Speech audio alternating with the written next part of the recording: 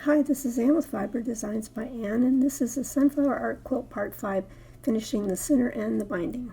I'll link to a more complete butted corner binding video that I made years ago that will show details better. I was all set up to film this on a frame under my overhead camera, but sadly I realized I wouldn't be able to get the needle through the quilt.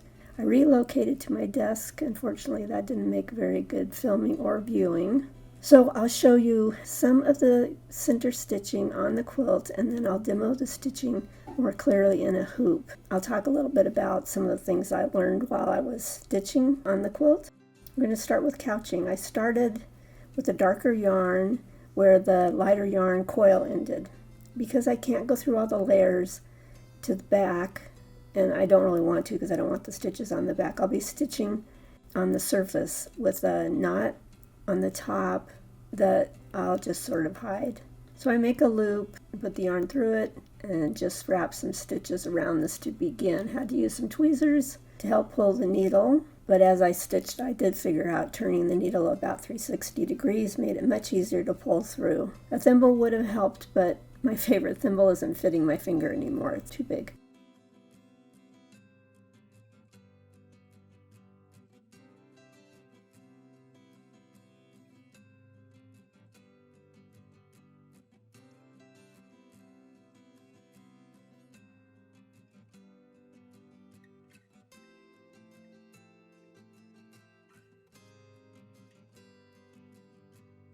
This looks really clumsy, but it did get easier. So I take a bite just next to the yarn on the side of the yarn, and I come up and I go over, kind of direct it with my needle.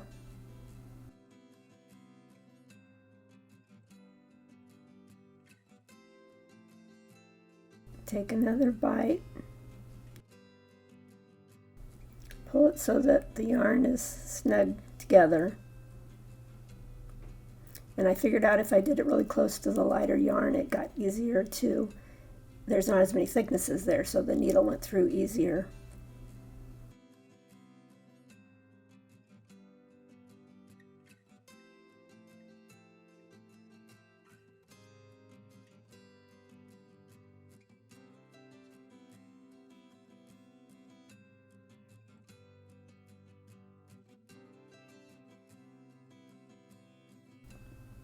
I'm using 6 strands of embroidery floss because I wanted the texture. I'm sure fewer would have made it easier to pull through, but I did want that texture.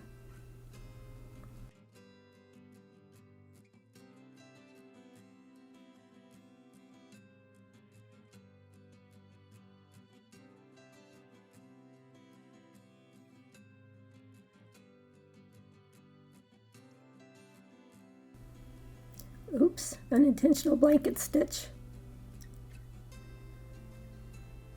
In the demo that's coming up, I'll use different colors of floss so it'll be easier to see.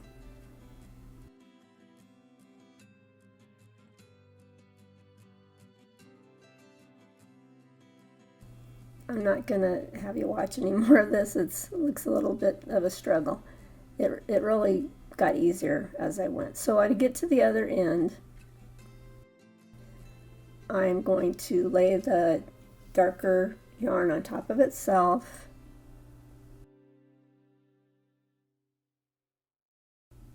and pull it real tight and cut off the end. Really sorry about my hand being in the way. And then I'll just couch it some more, pulling it pretty tight. I know this is a little bulky in that area, but that's going to be okay because when I use the blanket stitch, when I do the blanket stitch, it's going to add a little bit in there and it won't be quite as noticeable.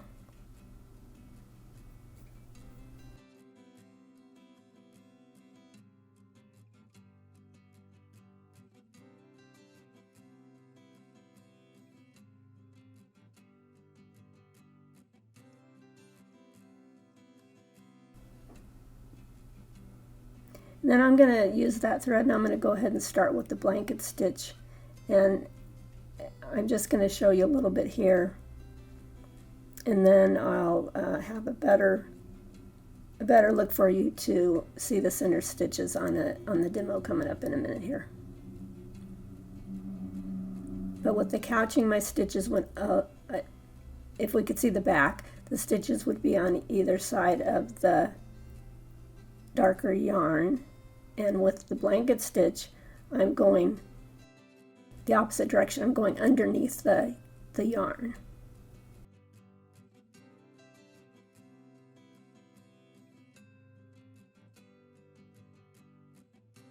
Just make sure to loop that floss around the needle.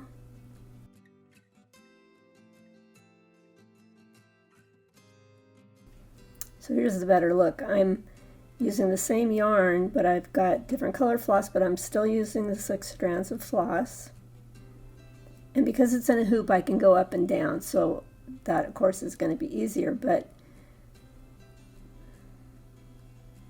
so this is just the couching.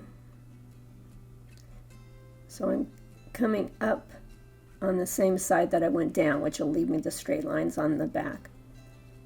Then here this is what I had to do because I couldn't go through. I'm just doing it in one motion on the surface.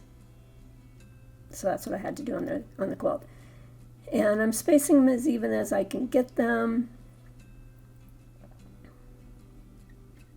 But because it's in a hoop, I'm going to go back to the up. I really would have liked to have been able to do it this way, although I'm kind of just as glad because I didn't want there to be a mess of stitches on the back. I think because of the layers, it would have been really hard with the batting to make the stitches look decent on the back.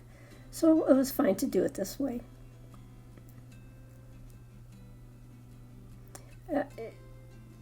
In hindsight, I should have made this little piece, all of it, the whole entire center, on a piece of fabric like this, and then cut it out a little ways away from it, turned it under, and appliqued it on. That would have been a good plan if I had only had a plan.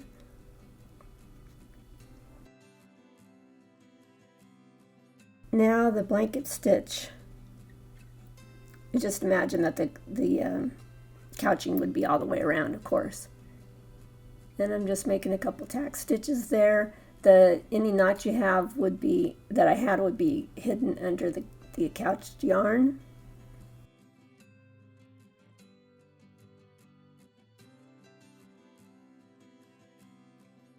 And the first loop will be, and I'm showing you again on the surface, this is a one step motion, one stitch motion on the surface there. That's how I did it. And don't worry about that because the loop's going to get caught when you come all the way around again.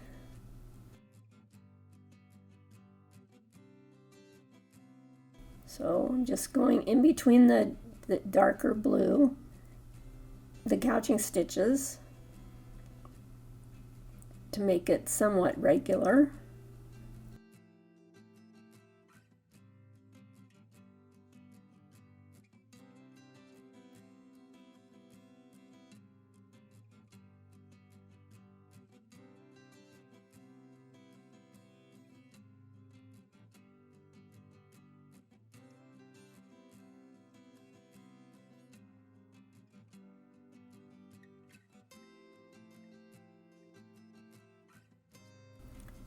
So I'll just go a little more.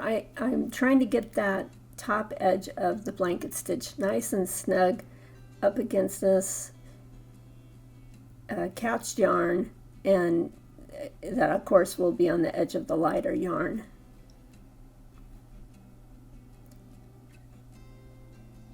So that's how that looks. I really like it in these other colors. So now onto the butted corner binding basics. This is a quick look at the basics. To learn the details and watch more complete instructions, see the link in to my original butted corner binding how-to video. It's hard to say. I have heat set my painted fabric and I'm going to move it away. Apologies, there's going to be a reflection in my ruler. I'm going to lay my ruler near an edge close to the stitching as possible, but as straight a line as I can make where it looks straight.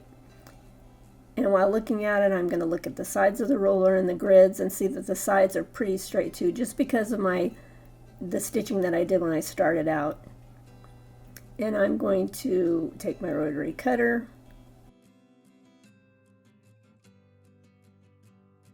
and I'll make my first long cut. I'll use this cut and the ruler on, that's my straight cut, so I'm going to use that to do my side, make my sides straight. I may use another ruler also. I'm not going to show that here though. So I'll end up with 3 sides that are all cut, and then if I need to at the very bottom, on any of the edges, I'm going to stitch around it just to hold it together better. Otherwise I'm going to go ahead and cut the other 3 sides. Now I have my fabric and I'm going to cut my strips. And I start by laying the fabric with the raw edges that are torn together and the fold, and I line my grid up with the fold. I'm not using the grid on the mat, I'm just using the ruler grids, and I'm going to cut as little as possible off that edge to give me a straight edge. Now I'm going to take my ruler and I'm going to cut 4 2-inch strips.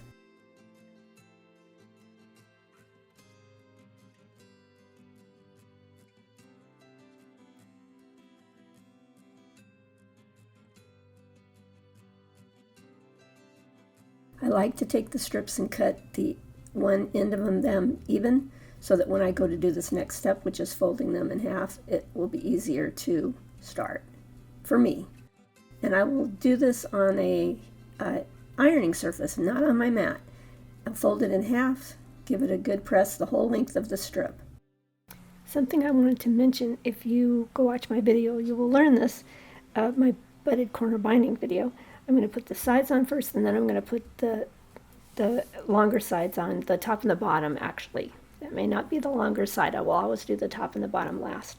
Be sure and not cut it at the side of the quilt, or you'll be not having anything to make butted corners out of.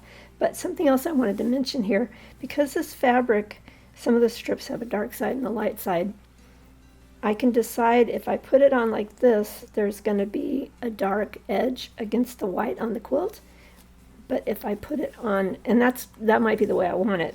In this case, I don't think it is. And also it's a long strip, so I can move it to make it land in different places. But if I do it this way, that's going to be a little and light like this. And I'm thinking that's what I would like better than to have the contrast. In this case, the contrast, let me try that. Because that is so white on this edge, that darker will be quite a contrast, and I'm not sure I want that, or this will look kind of like a stripe. I could also get my paint out and just paint this a little more, but I'm not going to go there. So I'll figure out what I want where as far as my binding, and then I will cut my pieces to fit the quilt the proper way, and I'll be back. I've measured and cut the 2 side strips. See the butted corner binding link for how to measure and cut the strips for the sides, the tops, and the bottom. I've measured and cut 2 binding strips so they're the same and they fit the quilt edge to edge. This is my walking foot, and I think it's the best for adding binding. If you have a walking foot, I'd recommend it. When I started, I forgot to change my presser foot, so you'll see here it can be done with a regular presser foot. If you are using a regular presser foot, I suggest using pins instead of these clips, because the pins will probably hold it a little more securely than the clips. At my sewing machine, I'll stitch a scant 1/4 inch. That may vary depending on the thickness of your quilt. I have stacked a painter's tape guide. I later put a piece of tape over that because it kept getting caught. My clips kept getting caught on it. I'm using my finger to ease the fabric and trying not to stretch the fabric, because that could cause the quilt to stretch out of square. And you can see it makes a really nice little binding. Now to the back of the quilt. I have a single thread and I've pulled my binding around to the back. The objective is to cover that stitching line. So I hide my knot in between the back of the quilt and the binding, and I take a little bite of the back of the quilt. Want to be sure not go through to the front, and then I come up and take a little bite of the fold of the binding. If there's any little stray threads like that, I just stick them under. And I'll just continue this. And I'll do both sides like this. I like these clips for using to hold it. They work really nicely for holding the binding down. You want your binding to be full of fabric, full of the quilt. You don't want to feel hollow place in there. So that's why I do the 2-inch, and it makes a nice tight, with the scant 1/4-inch seam allowance, it makes a nice tight binding. Once both of those sides are finished, I'll measure from one side of that binding to the other side of the quilt, and that measurement I will add 2 inches to, and then I'll use that measurement to cut my last 2 strips. So to see how to do the butted corners, please watch the linked video for my original older video. I think butted corner bindings make a really nice binding on a small art quilt. And even though I had some challenges making this quilt and filming it, I really love it. I'm very happy with this quilt. I hope you enjoyed this series and that it inspired you to make an art quilt or just try some other free motion quilting. And if you haven't subscribed, I hope you will. If you like this project, please give it a thumbs up and be sure and tap the bell so you get notification for my most recent videos. This has been Anne. Thanks a lot for watching.